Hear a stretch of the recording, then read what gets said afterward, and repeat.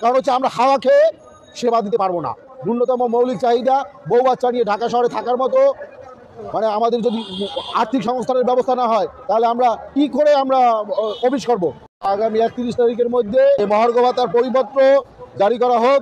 আর যদি এটা জারি করা না হয়, তাহলে আমরা আগামী 7ই ফেব্রুয়ারি মহাসমাবেশে ডাক দিয়েছি।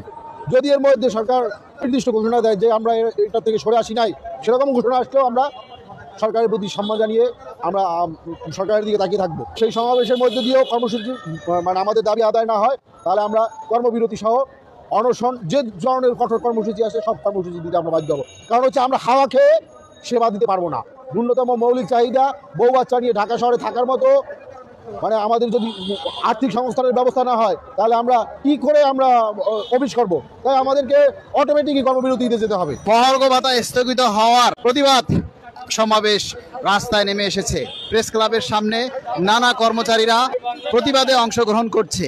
দীর্ঘ 10 বছর পর মহার্ঘ ভাতা প্রদানের যে ঘোষণা দেওয়া হয়েছে, মহার্ঘ ভাতা স্থগিত করার জন্য এক ধরনের কুচক্রী মহল, এক ধরনের সুশীল সমাজ যারা এই মহার্ঘ ভাতার বিরুদ্ধে আচরণ করছে।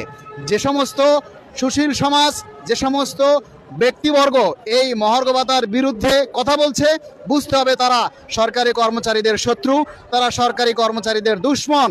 এই 10 বছর পর সরকার এমন একটা সেন্সিটিভ বিষয় নিয়ে, যে এই যে মহার্ঘ ভাতার মতো একটা বিষয় নিয়ে, যেখানে কর্মচারীদের রুটি রোজগারের বিষয় রয়েছে, যেখানে কর্মচারীদের পেটের ক্ষুধার বিষয় রয়েছে, সেখানে তারা এই হঠকারী সিদ্ধান্ত নিয়ে কর্মচারীদেরকে একটা বিপদের মুখে ঠেলে দিয়ে। সর্বপ্রথম সরকারি চাকরিজীবীদের নবম পে স্কেল সহ মহার্ঘ ভাতা সংক্রান্ত সঠিক তথ্য পেতে চ্যানেলটিতে লাইক, কমেন্ট ও সাবস্ক্রাইব করতে ভুলবেন না। ধন্যবাদ।